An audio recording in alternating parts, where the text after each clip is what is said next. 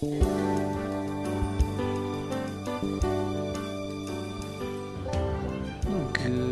afternoon and welcome to the Gator Wesley Bios. Today on the show we have Jenny Squires. Thank you for coming. Thank you, JC. Oh, no problem. So let's go ahead and get started by having you tell us a little bit about yourself. My name is Jennifer Marie Squires, but everybody calls me Jenny, even my mom. It only says it on my birth certificate that I'm named Jennifer.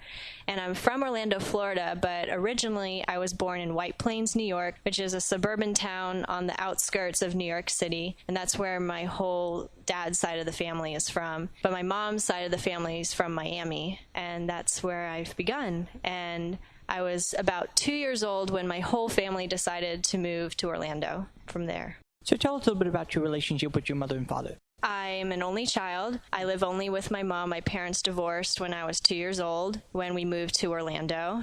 And I still have a great relationship with my dad. I still visit him and call him all the time. He's a great person, a funny guy, but my mom is the one who I'm always with, and I consider her my best friend. So you mentioned that you moved when you were 2 to Orlando, correct? Yes. Can you tell us a little bit about growing up in Orlando? I was born and raised Catholic. My dad's side of the family is more Episcopalian, but my mom was raised Catholic, and she put me in a Catholic school ever since I was in preschool all the way until I graduated high school.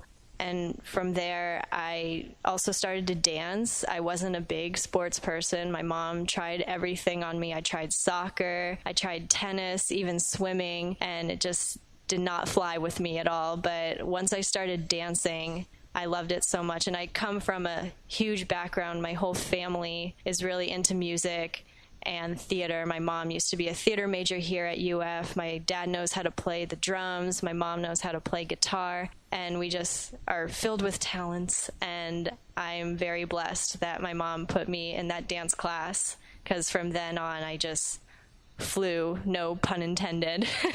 So can you tell us a little bit about your early education? My early education, well, I said I was a Catholic student, and I used to wear a uniform every day.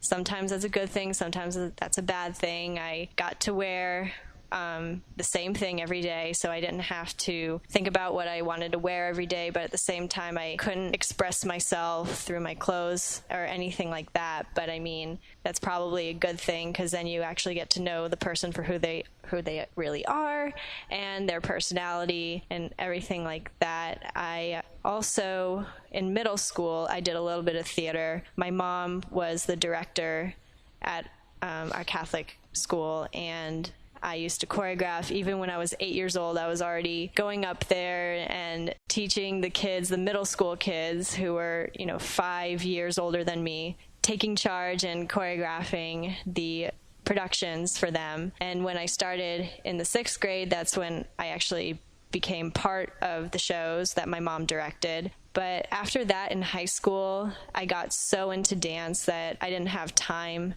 to be part of any of the musicals. I was still really good friends with a lot of the theater people, but I just didn't have the time to, because I was so dedicated to dance. I was there from 10 to 11 at night, even working, teaching the little kids and sweeping the floors and mopping the mirrors, or not mopping the mirrors, Windexing the mirrors. That's the right term.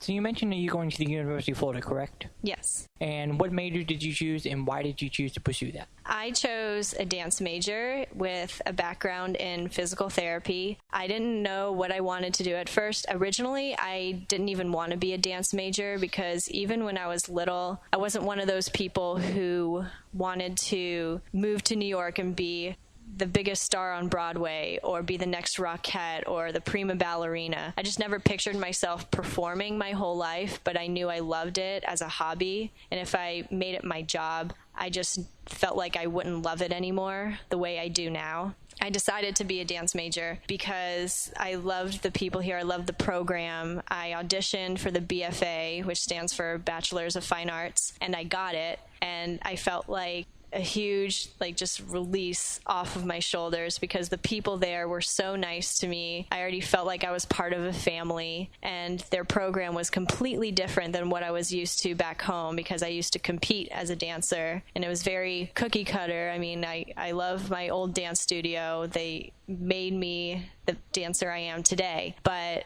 it just really exposed me to a whole new world of dance that I never experienced before. And from there, since I didn't want to just perform as a dancer, I was thinking I can go one step further and be a physical therapist and specialize with dancers and go into a sports medicine sort of field. So that's why I'm taking dance classes as well as physical therapy classes, so then I can apply for PT school and eventually maybe go up to New York and be a professional company physical therapist and travel with them on tour.